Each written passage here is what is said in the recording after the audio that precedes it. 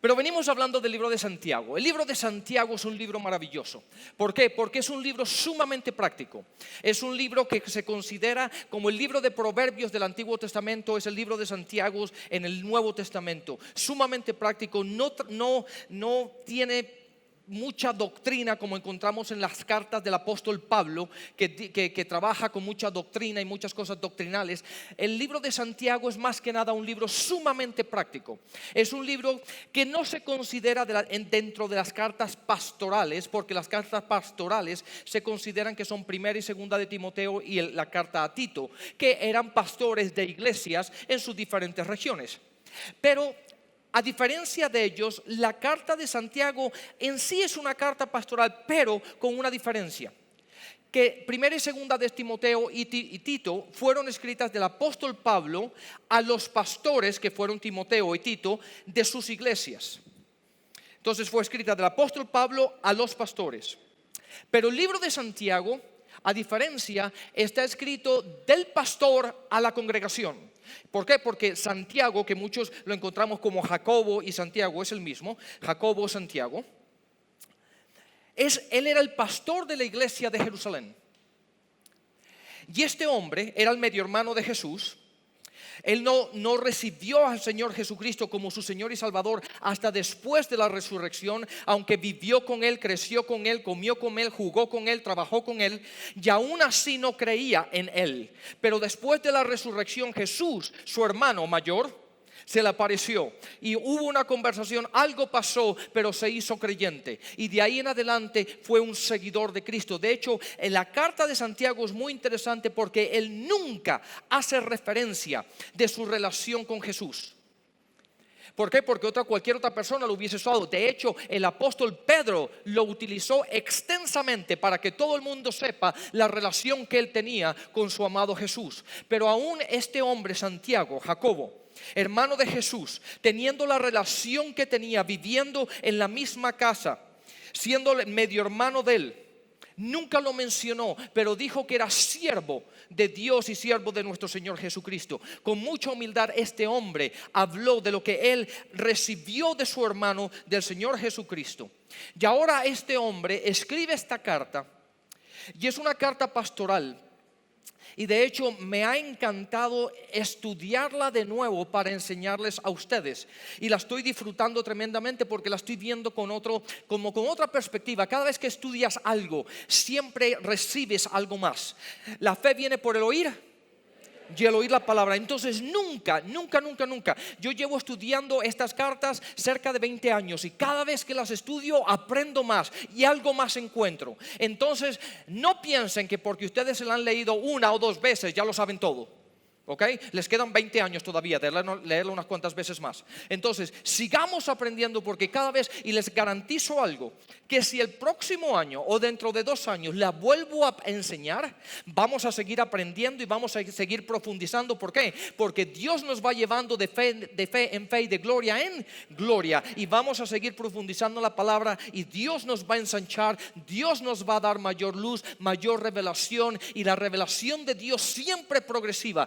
Por eso nunca hay que parar, siempre hay que seguir adelante, porque Dios nos está abriendo los ojos espirituales y podemos ver, ver más de lo que habíamos visto anteriormente. ¿Estamos? Ok, entonces la carta de Santiago es sumamente práctica.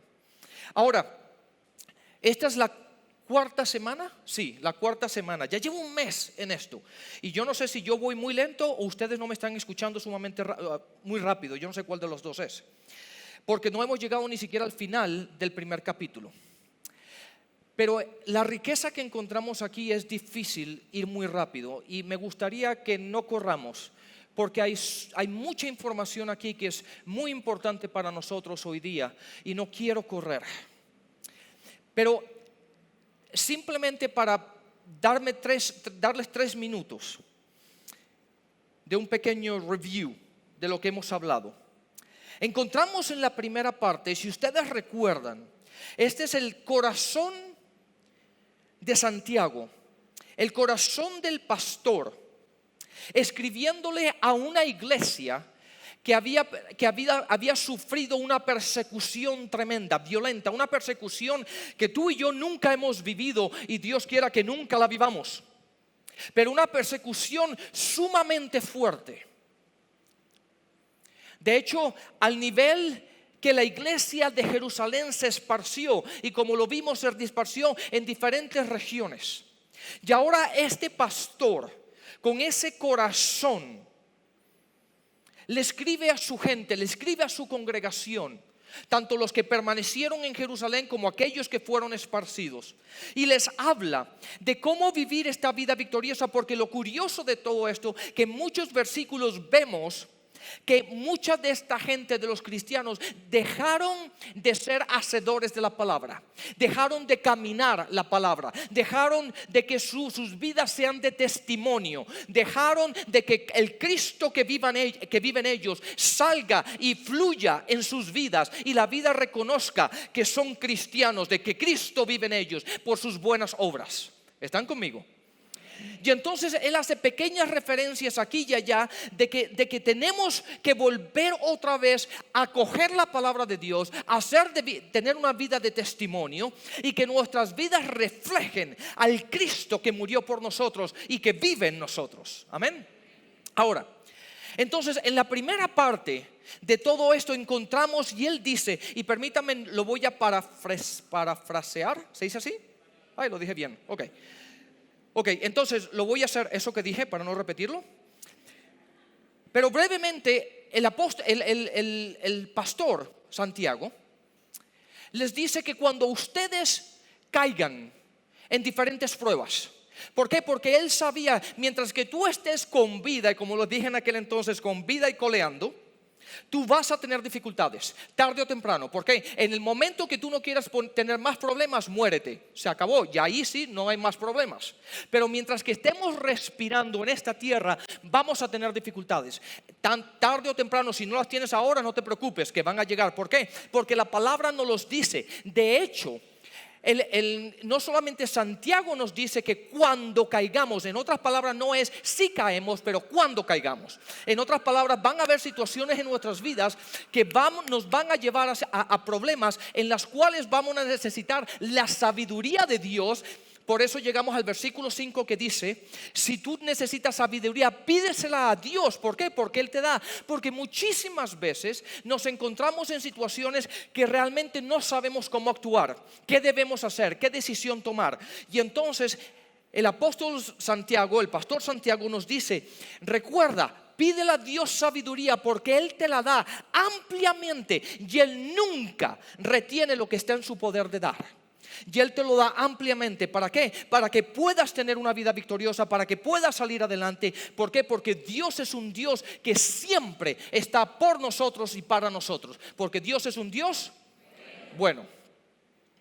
Entonces nos dice eso, que van a haber situaciones, van a haber momentos en tu vida en que tú vas a tener dificultades. Después, un poquito más abajo, nos habla de que tanto el rico como el pobre, como la persona que tiene nivel económico para poder hacer ciertas cosas, como el que no tiene tanto nivel económico, que de hecho la palabra lo hace referencia como el grass. ¿Cómo se dice eso? Como perdón, disculpen un segundo. ¿Cómo?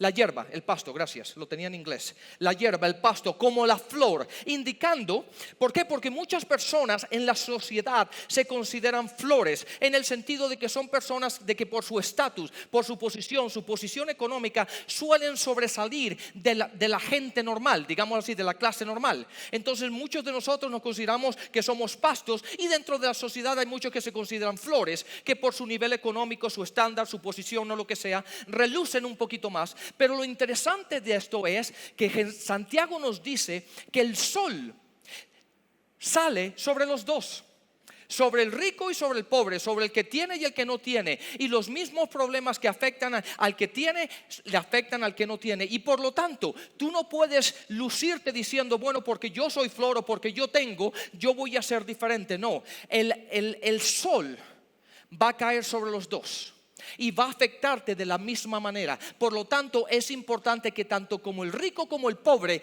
su centro sea Cristo. Y eso es lo que nos está diciendo. Tenemos que concentrarnos en que la palabra, todo el libro de Santiago nos lleva a la palabra. La palabra es número uno en nuestras vidas. La palabra en nosotros, que nosotros la sacamos con nuestras buenas obras. ¿Están conmigo? Estamos bien por ahora. Entonces, y seguimos más adelante. Y ahora nos dice, versículo 12 terminamos la semana pasada y no me lo pongan en la pantalla, yo lo voy a leer de mi versión. Dice: bienaventurado el hombre que soporta la tentación, porque cuando hubiese sido probado recibirá corona de vida que el Señor ha prometido a los que les aman. Entonces nos dice que va a llegar un momento en que tú y yo tenemos que tomar esa decisión. ¿Cuál es la decisión? La palabra de Dios es número uno. ¿Tienes finanzas? Bien. ¿No tienes finanzas? No es ninguna excusa. Tú tienes que poner a Dios número uno en tu vida, sin importar si tienes o no tienes. ¿Por qué? Porque los problemas nos vienen a todos, el sol sale sobre todos, y por lo tanto la palabra de Dios es lo único que nos mantiene centrados en el camino, que es Dios y su palabra, la que nos metió en los problemas. ¿Por qué? Porque la palabra nos dice que la palabra, cuando es sembrada en nuestro corazón, viene el enemigo a arrebatarla, y es por la palabra que Satanás viene a nuestras vidas. ¿Están conmigo? Pero la misma palabra que te metió en estos problemas, si lo puedo decir de esta forma, es la misma palabra que te saca de ellos. Cuando permaneces firme y permaneces fiel a la palabra de Dios y permaneces centrado en ella. ¿Por qué? Vayamos, de hecho, déjenme leérselas, ¿se les parece? Póngame por favor Marcos 4:17. Se las digo y a veces ustedes me miran como pez fuera del agua. Ya hay veces que tenemos que leerla en la palabra mejor. Vayamos a Marcos 4:17. Fíjense lo que dice: pero no tienen raíz en sí, sino que son de corta duración, porque cuando viene la tribulación o los problemas, la persecución, por causa de ¿qué? De ti, por lo bonito que tú eres. No, ¿por qué? Debido a tu situación. No, por causa de la palabra. Luego se tropiezan. Hay otra versión que dice, luego se los voy a decir mi versión, porque mi versión es graciosa como lo dice. Espérense un segundo. Marcos 4:17 dice: cuando se escandalizan. En otras palabras, cuando llegan estos problemas, la persecución, los problemas, ¿por qué? Por causa de la palabra. Pero es la palabra misma que es la que nos va a sacar de todo esto. ¿Por qué? Porque Dios es fiel. Y si ustedes recuerdan, Dios es el que siempre nos da una salida. Dios nunca nos abandona, siempre está con nosotros. Y Dios es un Dios fiel y Dios es un Dios bueno. Entonces, volvamos a Santiago. Y ahora dice: y aquellos que soportan. En otras palabras, tú y yo tenemos que permanecer fieles, con paciencia hasta el final. Tenemos que permanecer fieles, tenemos que permanecer mantenidos y firmes en la palabra de Dios. Les recuerdo, vienen haciendo los 40 días, que ya estamos llegando al final. ¿No ha sido espectacular lo que esa palabra ha hecho en ustedes? Ok, una vez más. ¿No es maravilloso lo que la palabra ha hecho en ustedes durante estos casi 40 días que ya estamos llegando al final? ¿Por qué? Porque al final de todo esto, tú tienes que entender que la vida del cristiano es ser single-minded. ¿Cómo se dice single-minded, mi amor? Con una sola visión, con un solo propósito, con una sola mente, y eso es la palabra de Dios. Mientras más, a ver si lo puedo decir que no suene mal, mientras más cerrado seas, mejor. Cerrado en el sentido que es la palabra de Dios y solamente la palabra de Dios. Mientras más enfocado te mantengas en ella, mejor es para nuestras vidas. Estamos, porque la palabra de Dios es número uno en nuestras vidas. Ok, ahora sí, ahora entramos al versículo 13. Dame el versículo 13, por favor. Y dice: que nadie diga cuando es tentado: soy tentado por Dios. Porque Dios no puede ser tentado por el mal, y Él mismo no tienta a nadie. entiendan esto y es muy importante, y ahora vamos a los siguientes dos versículos porque nos va a dar la explicación de este. Pero una cosa que es pero muy importante: Dios es un Dios bueno. Ponme el versículo una vez más. Dios es bueno, por lo tanto, Dios no te puede tentar con algo malo. Dios no te tienta con el mal. Digan conmigo: mi Dios, mi Padre, mi Redentor, mi Salvador, no puede tentarme con algo malo en mi vida. ¿Por qué? Porque yo no sé por qué al cristiano se le mete en la cabeza que es Dios el que causa todos estos rollos y estos problemas y estas catástrofes y todos estos rollos en sus vidas. No es Dios. Dios es un Dios bueno y Dios no te puede tentar con algo negativo, y te voy a mostrar el por qué. La palabra nos dice el por qué. Dame el versículo 14 y 15, lo vamos a leer en secuencia. El 14 dice: sino que cada uno es tentado cuando es llevado y seducido por su propia pasión o su propio deseo. Después, cuando la pasión o el deseo ha concebido, da a luz al pecado, y cuando el pecado es consumado, engendra la muerte. Ahora, Jesús vino para darnos ¿qué? Vida, y vida en abundancia. El pecado, el mal te lleva a la muerte, por lo tanto es contrario a la vida, y Jesús vino a darnos vida, no muerte. Por lo tanto, Dios no te puede tentar con mal, porque el mal siempre lleva a la muerte, pero Jesús vino a darnos vida y vida en abundancia. ¿Están conmigo? Eso es sumamente, eso se lo tienen que grabar, quitarse de la cabeza, Dios mío, que cada vez que pasa algo, el mismo cristiano cuestiona si Dios lo está haciendo para enseñarle algo. Absolutamente no. Dios no lo puede hacer. Sería un Dios esquizofrénico, por decir algo. ¿Por qué? Porque Dios es un Dios bueno siempre, y Dios no te puede tentar con algo malo, porque todo lo malo te lleva al pecado, y el pecado al final, cuando es engendrado, cuando sale a la luz, cuando es concebido, te lleva a la muerte, y la muerte es contrario a la vida, y Dios es un Dios de vida. ¿Están conmigo? ¿Lo entienden? Nunca van a decir que Dios me está tentando con algo mal, ¿correcto? Ok. Ahora que dije eso, volvamos despacio a leer el 14 y el 15, porque hay algo aquí que tenemos que ver. El 14 y el 15 dice: sino que cada uno, ¿quién es ese cada uno? Ese soy yo. Es tentado cuando es llevado y seducido por su propia pasión. En otras palabras, tú llegas al mal que habla el versículo anterior, ¿ok? Tú llegas a ese mal, ¿por qué? Porque tú mismo, en tus pasiones, en tus deseos, déjame el versículo por favor, en tus pasiones, en tus deseos, eres llevado y seducido por tu propia pasión. ¿Me están entendiendo? Tengo que ser un poquito más gráfico, lo voy a hacer, simplemente para que ustedes entiendan. Entonces, es algo que yo hago. A mí no me gusta la pesca, no me gusta, pero he ido a pescar. Ya he ido acompañado, en Estados Unidos acompañaba a amigos míos a pescar, porque yo manejaba el bote, sí me gustaba manejarlo, y entonces yo manejaba el bote mientras que ellos pescaban. Pero ¿qué es lo que hace el pescador? El pescador pone en el anzuelo, pone la carnada y la mete en el agua. ¿Para qué? Para seducir. ¿A quién? Al pescado. Y el pescado es llevado por su propia pasión hasta que coge la carnada.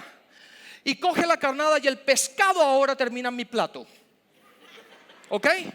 Lo mismo pasa con el mal, con el pecado. ¿Por qué? Porque tú mismo abres la puerta que no debes abrir, miras lo que no debes mirar, buscas lo que no debes buscar, abres lo que no debes abrir, y cuando lo abres, lo miras, vas, eres seducido por tu propia pasión y empiezas a comer y a mirar y a tocar lo que no debes comer, mirar y tocar, hasta el punto que te lleva al pecado, y el pecado engendra y da luz a la muerte. ¿Están conmigo? ¿Lo están entendiendo? Ok, pero no hemos terminado porque lo voy a poner más claro todavía. Dame el siguiente versículo, el 14, o el 15, discúlpame. Después de que el pescado vio la carnada y es llevado por su pasión a comer. Pero des en cuenta de esto, que no todo pescado come la carnada. Entonces digan conmigo, yo soy un pescadito que no come la carnada. Ok. Después, cuando la pasión ha concebido, da luz al pecado. Y cuando el pecado es consumado, engendra la muerte. Ahora, vayamos aquí primero. Vayamos a Salmos 1:1. Salmos 1:1. Dice lo siguiente: cuán bienaventurado es el hombre que no anda. Todo el mundo dice anda. Anda significa caminar. Listo. En el consejo de los impíos, ni se detiene. Eso significa que se frena. En el camino de los pecadores, ni se sienta en la silla de los escarnecedores. Aquí vemos lo mismo que vemos en Santiago, el proceso del pecado. ¿Por qué? Porque dice, ok, mi esposa, no les puedo decir que es hot porque estamos en la iglesia, pero mi esposa, digamos que no es mi esposa, pero gracias a Dios lo es. Yo voy caminando y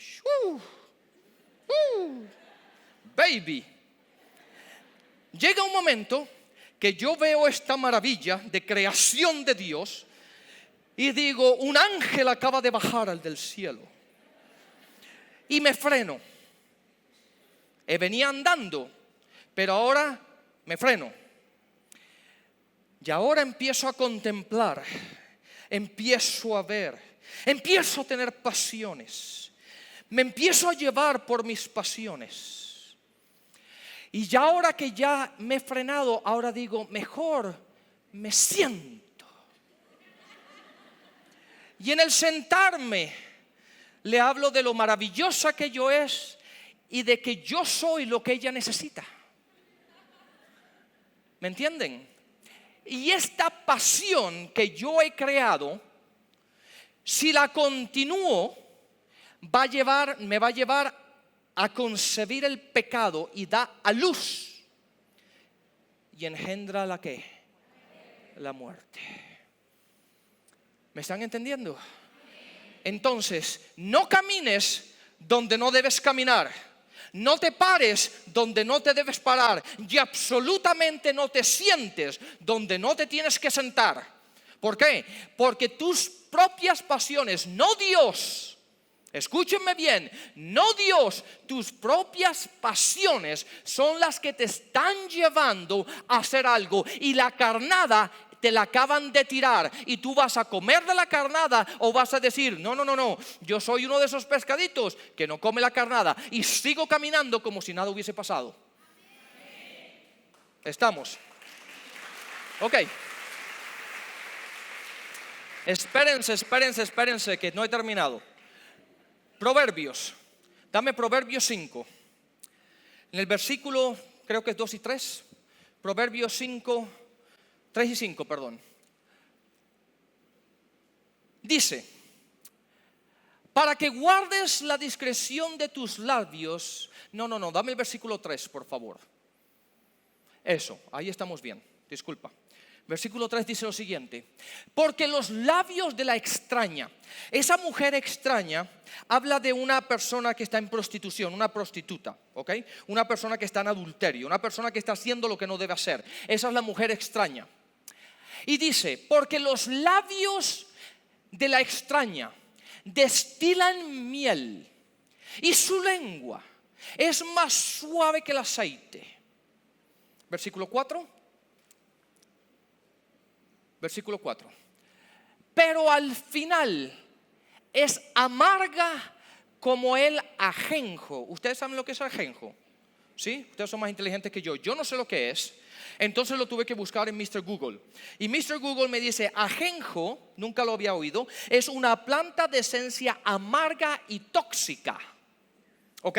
Entonces dice, los labios, ¿ok? Los labios son como miel y aceite y dulce y sabe hablar maravillosamente y te encanta y te seduce. Pero al final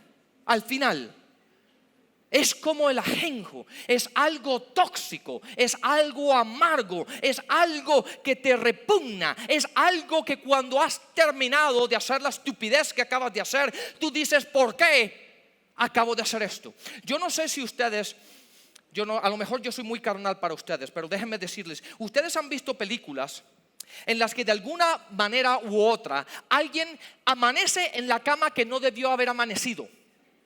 Y cuando se levanta y se despierta y mira, dice, ay, ¿qué hice? ¿Ustedes han visto películas así? Ok, esa es la amargura de la que está hablando. ¿Por qué? Porque la noche anterior todo era pasión, todo era dulce, todo era miel, todo era fantástico, todo eran sueños y pasiones. Hasta la mañana siguiente. Y la mañana siguiente es amargura. Es ¿qué he hecho? ¿Por qué lo he hecho? ¿Quién eres tú? ¿Y cómo llegué aquí? ¿Y tú qué haces aquí? Etcétera, etcétera. Dame el versículo.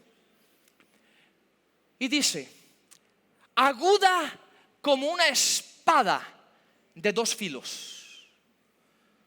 Como una espada, ¿por qué? Porque eso penetra en tu corazón. Date cuenta que el apóstol Santiago, el pastor, le está hablando a cristianos. Y es una manera de decirte, básicamente, cuando tú haces la estupidez que acabas de hacer, te sientes pésimo, te sientes mal, te sientes que has defraudado a ti, has defraudado a tu cuerpo, le has defraudado a Dios, el mundo tú has defraudado al mundo. ¿Por qué? Porque te has dado cuenta que en medio de esas pasiones, en medio de toda esa miel y de todo ese aceite y de todo ese rollo, tu cabeza no estaba pensando correctamente. ¿Por qué? Porque caminaste por un sitio y en vez de seguir caminando te paraste y llegaste al punto en que te sentaste. Y ahora sufre las consecuencias. Dame el siguiente versículo, el versículo 5 por favor. Dice lo siguiente: sus pies descienden a la muerte, sus pasos solo logran el Seol. En otras palabras, su destino, la prostituta, la que hace esto, la que seduce, ella va para el infierno. Pero los pasos de ella son los que tú estás siguiendo y por lo tanto tú terminas donde ella termina. ¿Me están entendiendo?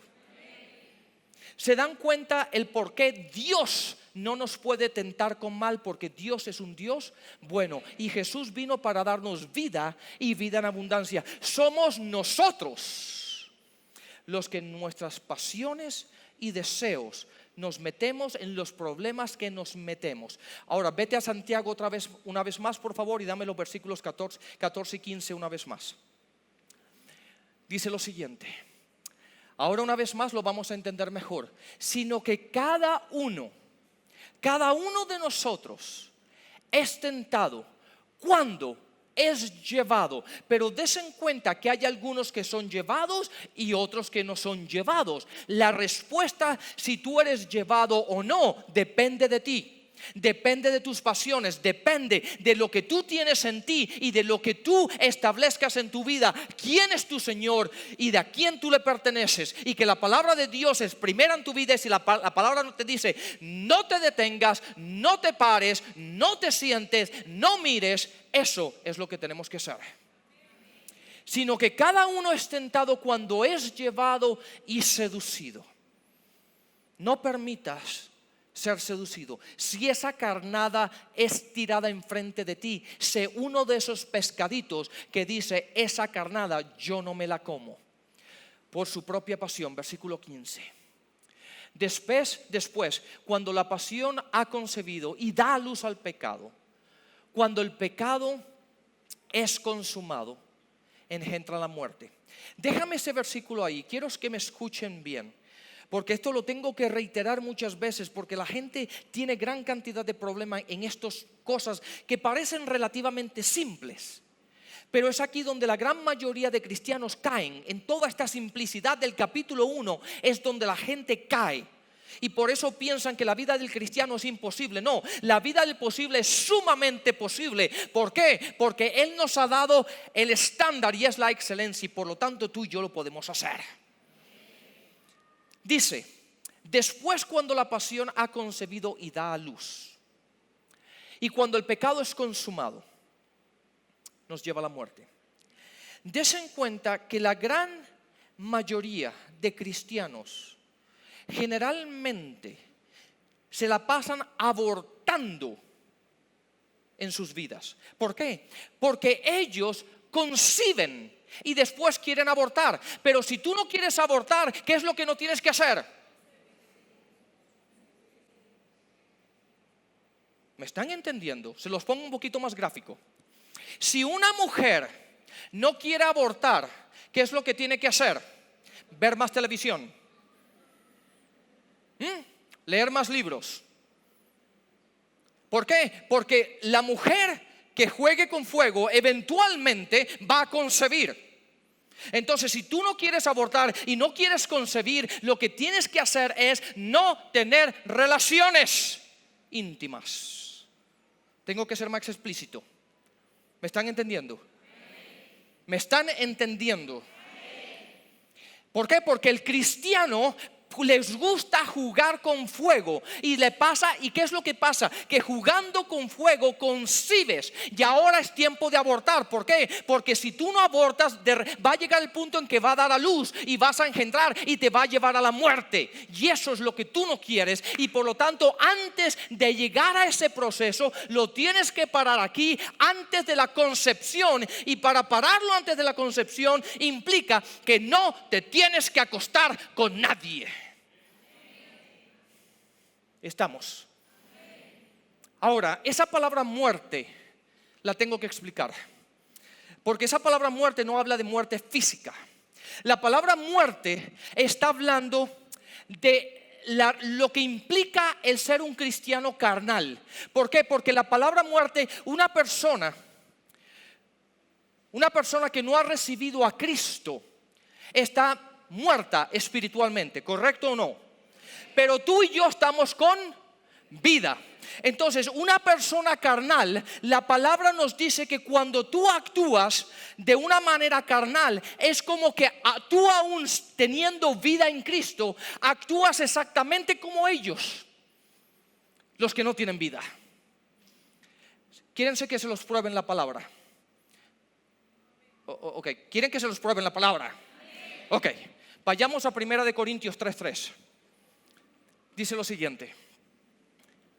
Dice, este es el apóstol Pablo hablándole a la iglesia de Corintios, la cual tenía ciertos problemas, y dice: porque todavía sois carnales. Entiendan que le está hablando a la iglesia, a cristianos, le está hablando a gente que está espiritualmente con vida en Cristo. Y les dice: porque todavía sois carnales, pues habiendo celos, contienda entre vosotros, no sois carnales y andáis como hombres. Entiendan, ellos no caminaban como monos, ellos caminaban como hombres. ¿A qué se hace referencia? No sois carnales y andáis como hombres, implicando que caminas exactamente como una persona que está espiritualmente muerta, que no conoce a Cristo. Una gente que tú y yo decimos la gente del mundo, que no tiene la revelación, el conocimiento que tú y yo tenemos de lo que Cristo ha hecho en nosotros. Entonces Santiago nos dice que esa muerte te lleva, o ese pecado te lleva a actuar exactamente como una persona del mundo, como una persona que no conoce a Cristo, como una persona que no ha entendido lo que Cristo ha hecho por nosotros. Digan amén. Por favor. ¿Me están entendiendo? Lo estoy explicando simplemente de una manera simple o todavía lo tengo que explicar un poquito más.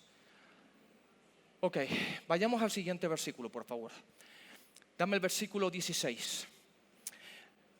Dice, tengo 2 minutos más, así que no vamos a llegar muy lejos. Amados hermanos míos, no os engañéis. En otras palabras, no te engañes a ti mismo. ¿Por qué? Porque el versículo anterior te está hablando de tus pasiones. Los versículos 3 versículos anteriores te dice, Dios no es el causante de todos estos problemas, no es el causante del mal en tu vida. Eres tú y por lo tanto no erres. No, ¿se dice así? ¿Sí? No erres. Erréis. No te equivoques. ¿Ok? No te equivoques. No pienses equivocadamente. Y es algo curioso que dice, amados hermanos.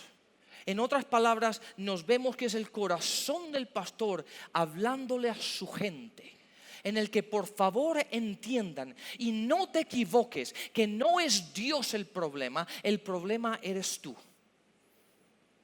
¿Estamos? Hay un profesor mío que dijo algo muy interesante. Y he estado debatiendo si lo digo o no lo digo, porque hay veces que uno dice ciertas cosas y ustedes si no tienen cierta madurez espiritual a veces no lo entienden y lo malentienden y empiezan a hablar estupideces. Pero lo voy a decir. Pero él dijo algo interesante. Él dijo, es más fácil lidiar con Satanás que con tu propia carne. ¿Por qué? Porque la palabra nos dice que en Santiago 4:7, tú rechazas al enemigo y el enemigo huye, pero la carne siempre está contigo. La única manera como tú puedes eliminar la carne muriendo, pero la carne está contigo y tú tienes, es por eso.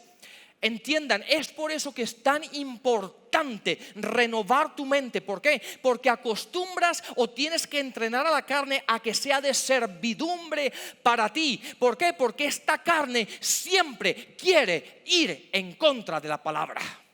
Siempre se quiere rebelar, siempre quiere ir en contra de los principios de Dios, siempre quiere hacer lo opuesto. Y tú tienes que controlar la carne y tú tienes que decirle no. Y la carne te tiene que obedecer y tú tienes que hacer eso día tras día, tras día, tras día, tras día, tras día, tras día, tras día, tras día.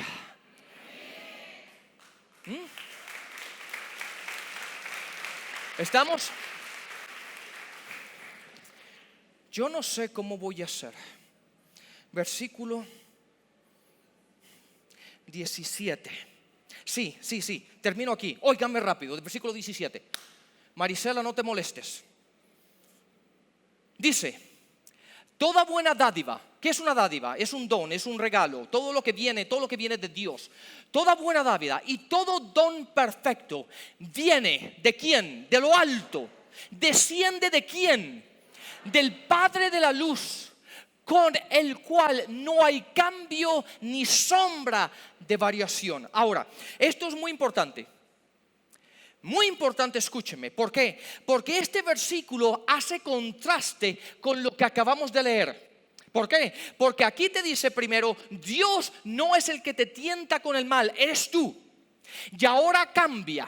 Y ahora dice, pero todo lo que es bueno, todo lo que es perfecto, toda buena dádiva desciende del Padre de luces, con el cual no hay cambio. En otras palabras, Dios es el mismo ayer, hoy y siempre. Hebreos 13:8 dice, Jesucristo es el mismo ayer, hoy y por siempre. Nunca cambia, ni tampoco hay variación. Ahora, esa frase es muy importante y déjenme decírsela básicamente. Está hablando de las estrellas y de las cosas celestiales. ¿Por qué? Porque cada una tiene su propia intensidad de luz. Y debido al giro, a la variación que hacen en su rotación, hay ciertas sombras y ciertas variaciones que proveen de ellos. Pero el Padre de la luz Y de hecho, primera de Juan 1:5 dice que Dios es luz y en Él no hay sombra alguna. Absoluta luz es Dios. Y por lo tanto Él dice que Él, el Padre de la luz, todo lo que es bueno, todo lo que es perfecto, toda dádiva, todo don perfecto proviene del Padre, del cual no hay sombra alguna, absoluta luz, absoluto bueno, perfecto, y viene a tu vida. Y por lo tanto Él no nos puede tentar con el mal. Digan amén.